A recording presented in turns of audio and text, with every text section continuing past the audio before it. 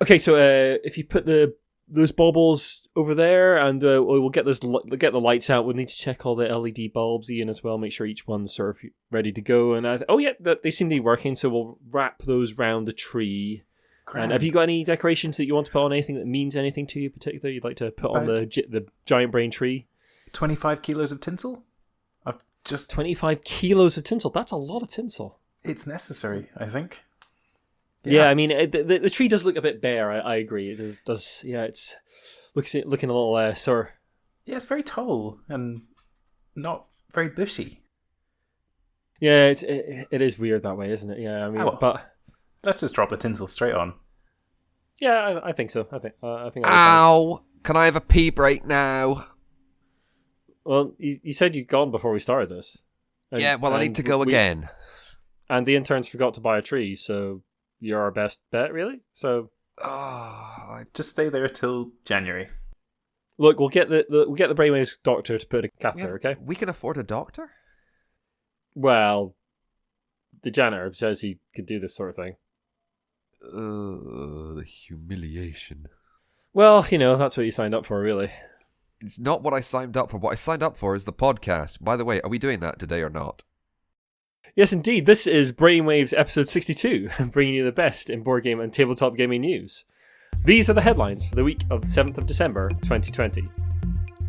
New award to promote diverse voices in war games. GAMA awards modified. And games get shipped to the ocean floor.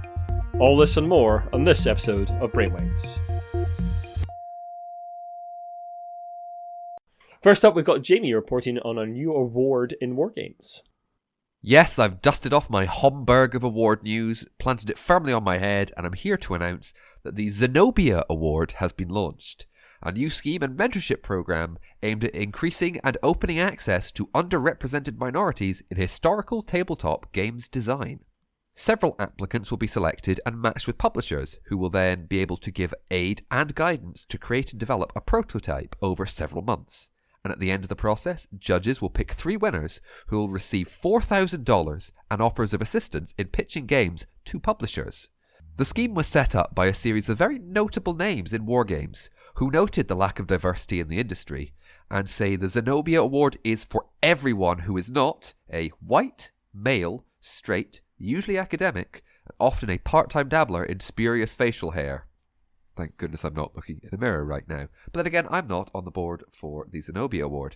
Now, some of these names you might know, such as Cole Verla, best known right now for a little game called Root, very popular here. Jason Matthews, designing games such as Twilight Struggle, 1960, and Imperial Struggle, but also really well-respected individuals such as Jessica Cassaday, lead developer of Lovelace and Babbage, or Morgan Guyon-Reti, my apologies if I've pronounced that name horribly wrong, who is, excellent. She's developed coin games, parts of Pendragon, and working on a new game called Hubris, Twilight of the Hellenistic World. And Natalia Wojciewicz, who is currently a lecturer at the Hague University of Applied Sciences in Safety and Security Management Services, has worked with NATO and focuses on the introduction of the civilian population into wargaming to create new formats representative of modern war. This is a fantastic table of judges. Please send us your thoughts. I mean, guys, what do you think about it? It's really quite impressive. Some of the people on that board are just, extremely impressive individuals. Yeah, it's really nice to see that this has been set up. It's also incredibly indicative of the fact that this has had to be set up with such, pomp and circumstance, because it is a severe problem in wargaming. It's a problem on award boards in general that most of the board tends to be white male, straight, because that is the majority of the makeup of gamers as well. So yeah, it's good to see an award coming out that's lifting people up from the BIPOC LGBTQ plus communities into a traditionally white male dominated area of gaming, and we'd love to see more of that kind of thing on awards boards for other awards, like, I don't know, Spiel, for instance. comes instantly to mind. The format of the award is absolutely incredible as well, because it's not just pointing at 3 people and saying, these 3 people have made a good game. It's a year's worth of mentorship with specific publishers to create and develop a prototype, and then at the end of it, 3 people get $4,000 each, and assistance in pushing these games towards publishers. I mean, it's going to result in a whole number of really great war games, specifically from people who are not white gents in the industry. I love it. Just love it. It is. It's wonderful, and $4,000 is not messing around money. Yeah, no, indeed. Thanks to the fine folks at Dicebreaker who put on this story, which captivated our eye. But their report said, designers who identify as women, BIPOC, LGBTQ+, or any other groups largely ignored in the historical tabletop space are encouraged to apply for the award. Additionally, the application is free and does not tie designers into a contract with any specific publisher, which is very nice. So I am right now adding the Zenobia Award to the award calendar that I'm going to keep a very close eye on. So you have definitely not heard the last of it from me, or any of us at Brainwaves for that matter. Yeah, quite frankly, I think this is the best award in the industry right now. Oh, absolutely.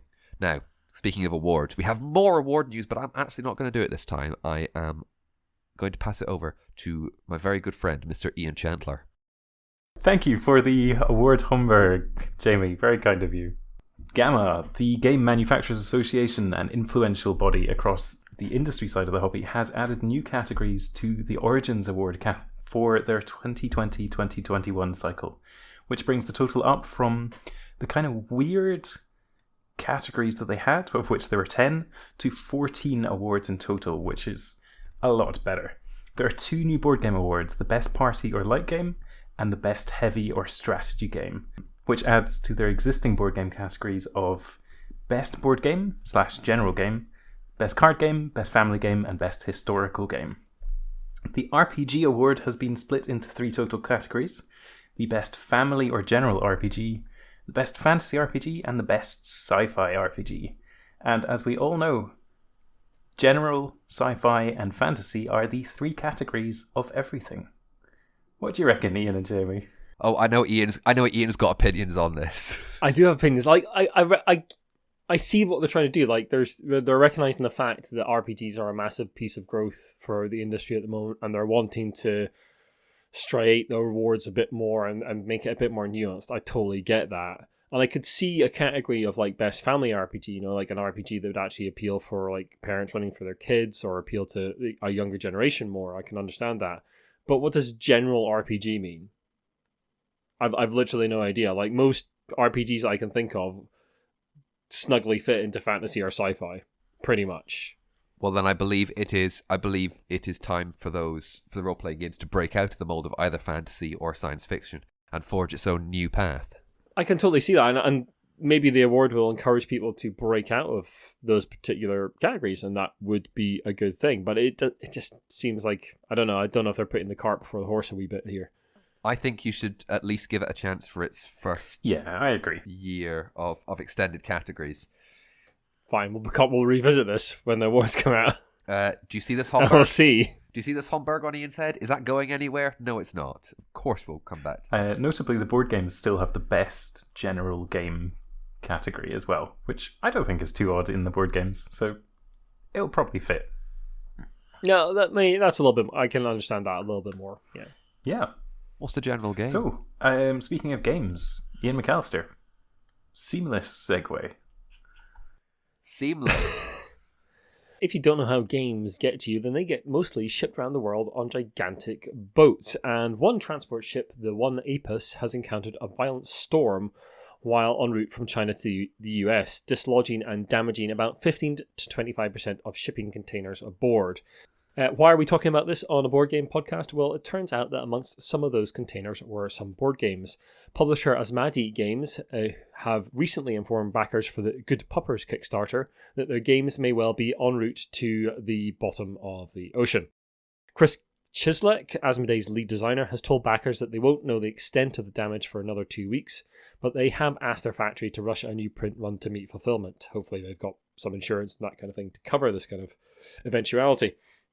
He additionally said, usually goods get loaded onto a ship at a port, and then that ship crosses the ocean, unloading those goods at a different port.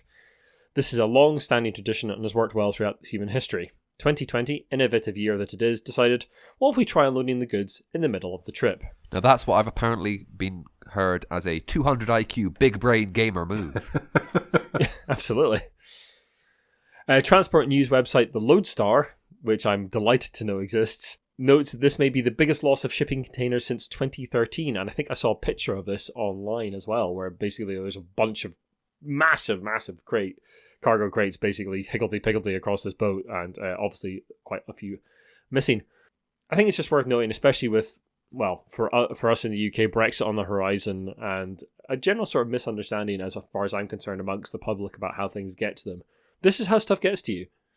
Most of the stuff we buy is made in China and shipped in gigantic ships across oceans. And it takes quite a long time for that to happen. And sometimes things go horribly wrong. Yep. So be nice to people when you can't get stuff that you want. Absolutely. I think it's also worth just clarifying, because we're in an audible format, we're talking about Asmadi, ASMADI games, rather than Asmodee games. Yes, indeed. They are also the publishers of One Deck Dungeon. So that was their sort of big game that brought them to the sort of attention of a lot of people. We'll bring you more on that as it gets updated. We'll maybe have we update on the next cast if there's more to say about that. Anyway, that's enough of the headlines. Let's get on to the news.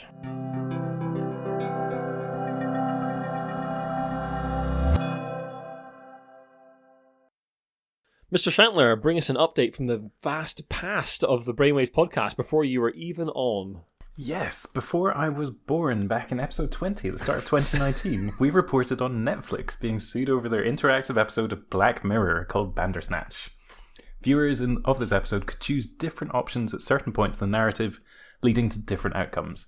Effectively, it was a choose-your-own-adventure game, which we can't say, otherwise we'll get sued. Well, ChooseCo own the rights to the term Choose Your Own Adventure and sued Netflix for infringing its trademark. Netflix countersued, trying to make the courts remove the trademark. The case has now been settled, though the terms have not been made public, and ChooseCo retains the license to Choose Your Own Adventure. I mean, thank goodness we didn't say Choose Your Own Adventure. Thank goodness, not even once. Ian, yeah. I believe you have some opinions on the name of this company. Yes, and if you'd like to turn to page 56, my opinion is...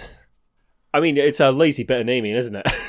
We own the trademark to Choose Your Own Adventure. I wonder what we should call our company. I know. For a company whose entire thing is making interesting decisions, they really just sell page one, straight in. That's us. I mean, maybe they don't make interesting decisions. Maybe they write down a bunch of decisions and then choose randomly which path to go down. I was gonna say, Ian, for your little comment there, I was gonna say you really messed that up, man. Because if you want a good response, turn to page 53, and if you want a bad response, turn to page 330. Or as in the fighting fantasy books, always, if you want a strange thing, turn to page 63. If you want the end of the book, turn to page 400. Ta-da! Well then. Am I gonna be thrown off the podcast by saying I've never actually played a Choose Your Own Adventure or fighting fantasy game book? I've looked at them a number of times and gone, "This is boring." And, yes, when I was younger. Goodbye. I mean, it's definitely going to go on your performance report. I mean, yeah. This is when I was like 12 or 13. I'd like to point. I mean, that out. I loved them, and I ran the first role playing game I ran was the advanced fighting fantasy stuff, which I still have. My parents. That was kind of interesting stuff because it had a lot of the sort of plot and scene and more filmy kind of stuff that came from indie RPGs much, much later. My parents explicitly limited me to one fighting fantasy novel a week from the library. Otherwise, I would literally come away with a stack of fighting fantasy novels and no other books. Anyway, moving on, let's hear about a new convention, sort of, coming to a screen near you. Now, by the time you're listening to this, you will have just missed Dragonmeet, which is considered the last of the UK conventions of the year. Now, they confirmed a wee while ago they would not be going ahead with their in-person convention, obviously due to coronavirus restrictions and lockdowns. But instead, a new online convention was live the previous weekend, which started on the 5th of December. Now, Dragonmeet partnered with Modiphius to run MODCon, which involves panel shows, game discussions, and live-streamed games on Modiphius' Twitch channel from the 3rd to the 6th of December. Now, I haven't been watching it, I'm afraid I've been quite busy, but it's still going on, and it's still going to be going on from the time I'm recording this, so maybe you saw something before you listened to the podcast. If so, how was it? Was it good? Tell us, please. Additionally, Dragonmeet panels will run throughout the day on Saturday, December the 5th, so if you saw one, tell us how it was. Now, Dragonmeet had hoped their late timing in the year would mean coronavirus restrictions would allow the convention to have gone ahead. However, that fails to take into account human beings. I was about to do a link to the next story, but Ian has beat me to it with a fantastic one. Off you go, Ian. From Dragonmeet to Dungeons and Dragons. Ian. That's why we pay you in donuts. Oh, yes. You're getting paid. Over the last sort of year or so, Wizards have come under a lot of fire for sort of representation and diversity in D&D and their lack of progress in this regard. Basically, it's been taken up by the community to push that agenda, and we've spoken about things like the combat wheelchair over the last few casts as well. Recently, they have released a new supplement called Tasha's Cauldron of Everything, which allows players to create characters without the inclusion of specific traits previously attached to races, trying to address some of the sort of racial problems that are within D&D. They have, however, recently stated that the steps they are taking to improve problematic elements of race in D&D are going to take years to fully implement. Wizards of the Coast acknowledged earlier in the year that D&D races have been drawn from harmful stereotypes in the past and pledged to improve the issue. Jeremy Crawford, principal rules designer and lead designer on the D&D 5th edition Player's Handbook, spoke to Dicebreaker about the issues, and he said, "We don't consider what we're doing in Tasha's Cauldron to be the end of our work in this regard.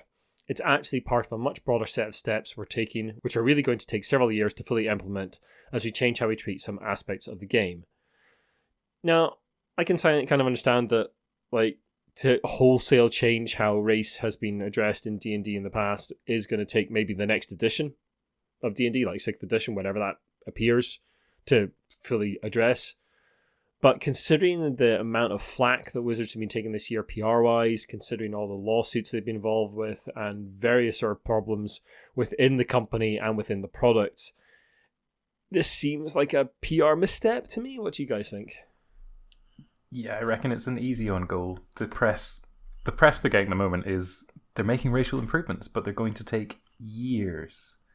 Whereas this isn't the US Senate we're talking about doing racial justice. Yeah, you don't need to get anything passed. You can just write some stuff and put it out there. Yeah. I get that they're a multi-million-dollar or even possibly billion-dollar enterprise that produces things via books, which is probably the slowest way to do things. But they also have online supplements. They have, like, you can patch things.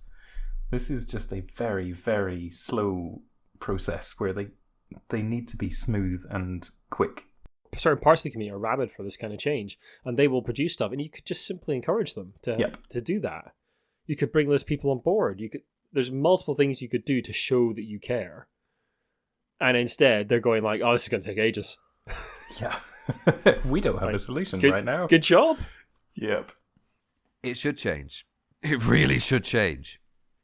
But from what they seem to be doing recently, it is they want to not so much focus group everything. They want to try it before they put out as official material. If you look at the amount that they've put out in Unearthed Arcana, a lot of this stuff, maybe not the racial modifier change was put out. A lot of that's been put out and like kind of play tested by the general populace before it's been put into any serious books. So it may be that they're wanting to like trial different things and see how the community will take to it rather than going, this is the one thing you need to do. With that being said, like you said, you know, they have the ability to do this. This is Wizards of the Coast we're talking about. This is not a small independent company. It should change. And I'm saying it should change quickly. What I'm also saying is looking at how they've done it before with other things, other subclasses, other ideas. This is not a new thing, and I think they're wanting to make sure they're doing it right, which is one of the reasons why I'm saying it's going to be years before they do it. But at least this is a small but significant step. Yes, it is not what we expected, but it is a damn sight better than what we've had. And in complete speculation side of things... Hold on a sec, Ian. Speculation Corner. Well, that I'm surprised by that, as you are, ladies and gentlemen. So, in a complete speculation, Wizards are maybe being prepped for a sale. Scott Thorne of geek business news site ICV2, very good site where we get quite a lot of our stories from, has speculated that Hasbro may be prepping to sell Wizards of the Coast. He noted that Hasbro has reorganized Wizards of the Coast board games to the parent company. Wizards of the Coast are breaking long-standing contracts. See the Dragonlance books and Gale Force 9 stories we've talked about in the last couple of casts. And that also the Asmodee sale in 2018 provides private equity firms as viable options for industry giants like Wizards of the Coast. So, yeah, maybe like a lot of the moves that are happening around Wizards right now, a lot of their sort of legal troubles are about them being about to be sold. I mean, this kind of speculation comes around all the time with companies, and especially, as we've talked about several times over the course of this year, as gaming grows, outside interests are going to look at gaming and go, we'd like a piece of that action. So, yeah, who knows? I reckon the lawsuits are actually a point against it rather than a point for it. Because if you're selling a big company or selling anything, then what people who are buying it, especially investors and private equity firms, are going to be looking at is security and return on investment. And having open lawsuits that are unsecure is just risk. No, again, this is pure speculation. Pure speculation. We're wildly into speculation corner. I love it. Wildly. Every now and again. It's interesting to stick the proverbial finger up and see which way the wind is blowing. And if that is the way, at least, that is one person in one website is saying that. Ian, talking about companies that have been up to no good, Night Games have been bungling responses on Twitter. Yes, Night Games have very much come under fire for the response during their Harry Potter miniatures Kickstarter. Harry Potter Catch the Snitch. Yes. For broader context, Harry Potter series author J.K. Rowling, in case you have been living under a rock, has been engaged in significant controversy this year after supporting hateful transphobic Twitter accounts and released a scientifically inaccurate manifesto which includes noted transphobic dog whistles. Night Games, who are running a Quidditch miniatures Kickstarter, presumably had something to say about this. When they were asked by a backer how royalties were being paid to J.K. Rowling, and if the company planned to donate to any trans charities, Night Games replied with a comment that they do not enter the debate. Then they entered the debate to state they are not interested in criminalising a person for totally interpretable specific statements. This statement has predictably met with a generally poor reception. That's a company desperately in need of a PR manager. Yep. You've got to have known that question was going to be asked. Yeah. They've had trouble already with this Kickstarter, quite apart from this stupidity. The Kickstarter first of all got cancelled because the first go at it didn't raise the money they thought they would as quickly as they thought it would. Like, they cancelled after 2 days. But also, they had Harry Potter on the cover of the box. That miniature was not in the box. At least in the core game now. At least in the core game. It's like, yeah, good job, guys. I mean, their history with the Harry Potter franchise is not good.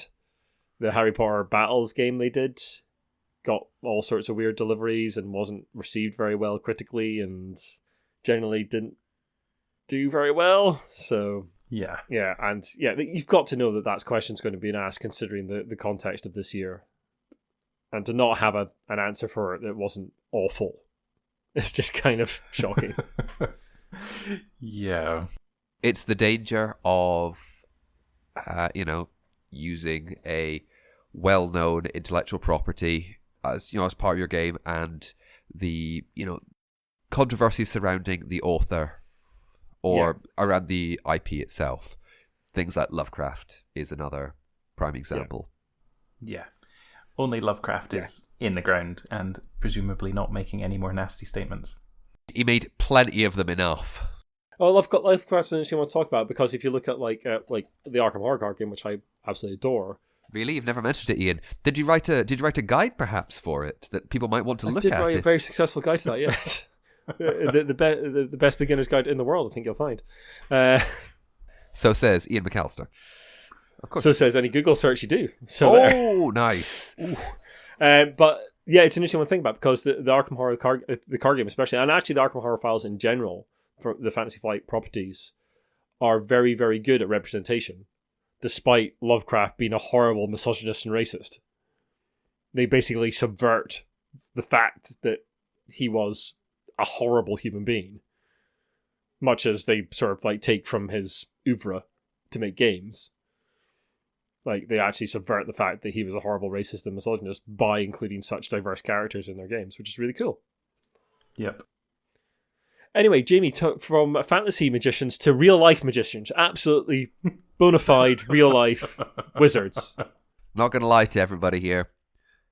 I think we've been saving the best story of the fortnight till last. And this story is about Uri Geller, a man described by Wikipedia as a self-proclaimed psychic, has withdrawn his 20-year feud with the Pokemon Company. Now, 20 years ago, if you cast your minds back, Uri Geller filed a lawsuit alleging Nintendo had used his name and signature spoon-bending ability when they created the Pokemon Kadabra, also known as Jungerer in Japanese. Now, I'm pronouncing that wrong. My apologies. My Japanese is not up to speed. By that, I mean non-existent. The lawsuit has been ongoing for the last 20 years, with the sole effect that Kadabra has not appeared in the printed card game or anime series during that time. Now, Uri himself posted a tweet recently that retracted his lawsuit on this was on November 28th, by the way, and he apologised, claimed the car would now be rare, and plugged his website. And his tweet is, "I am truly sorry for what I did 20 years ago. Kids and grown-ups, I'm releasing the ban. It's now all up to Nintendo to bring my Kadabra Pokemon card back. It will probably be one of the rarest cards now. Much energy and love to all." Now, neither Nintendo nor the Pokemon Company, which, in case you didn't realise, is a completely separate company that has been created to deal solely with the world's largest selling franchise. None of them have commented on Geller's claims. I love this. I mean, I think Uri Geller is a massive, massive fraud. How dare you? He helped fraud. Scotland win the football game against Serbia. I don't know if you saw that video, Iain. It may have been posted about half an hour after the game, which he could have rewinded the game and done it. But either way, I'm not disputing that. What I'm saying is he helped Scotland win. If you look at that video, you will clearly see what he did.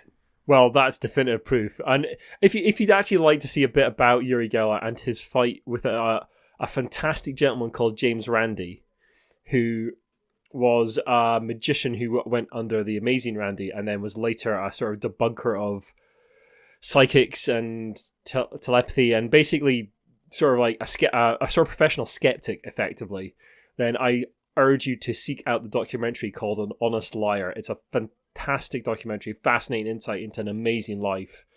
And he had an amazing feud with Uri Geller. We're not fantastic. The Brainwaves podcast is not saying that Uri Geller is a fraud. What we are saying... I'm saying he's a fraud. Iain is saying he's a fraud. So if you want to have any issues with it, please send it to Iain McAllister, who, funnily enough, runs... his Twitter is @TheGiantBrain. Anyway, this story is brilliant. Pure coincidence. Because it's more Pokemon, and it's 20 years, and I didn't realise Kadabra had not been in the Pokemon card game or anime series for that time, which means that we've been denied the glory of Alakazam and Abra. I do love that the tweet said, "My Pokemon card." That speaks volumes. To be fair, he didn't realise apparently at first and was mobbed by kids, like saying, I'm not going to repeat it, the Japanese name for Kadabra at him or waving the Pokemon card. He didn't realise, and now he then he knew it was. Now, some people are saying there has been this huge deluge of emails to him.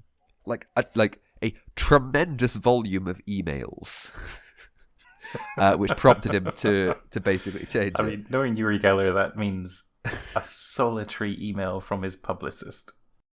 That I get. How very probably. Yeah. It's 20 years. Just before we move off, if you're interested in just a nice, relaxed reading, then the controversy section of his Wikipedia page is glorious. I'm sure it's extensive. Yep. Ian McAllister, we'll go over to you for the end of the show. Yes, before we get to the inevitable Monopoly news, we'd just like to give a little shout out to all our patrons. Thank you so much for your support over the year. It's meant a lot to us, and especially to our executive producers, the Lucky Sparrow Gaming Cafe, gone but not forgotten, and Shaun Newan of the Game A Lot team. And this cast, we'd also like to give a wee shout out to a friend of the cast, former guest James Naylor, who's an all-round nice chap and has been training over lockdown to become a mental health first aider. James recently tweeted that he's offering his service to those who may be suffering through these strange times. So we'll put a link to James's Twitter in the show notes. And if you'd like to get in contact with James for a chat or to talk about mental health, then please do so. He is very much offering his services in that regard. Fantastic thing for him to do. Thank you very much, James. If you'd like to help us out and the cast, then you can do so for only $1 a month from our Patreon page. We'll obviously put a link to that. And if you go to our support page, you can find a variety of other ways to support us, direct donations, also links to a variety of Amazon affiliate links, and also Metallic Dice Games, who we're now affiliated with, who do very, very nice metal dice sets. And if you put in the code ROLLWITHBRAINS, that's all capital letters, all one word, you'll get a bit of discount, and we'll get a little cut as well. So I think you might be able to get them in time for Christmas now, but do check their site out.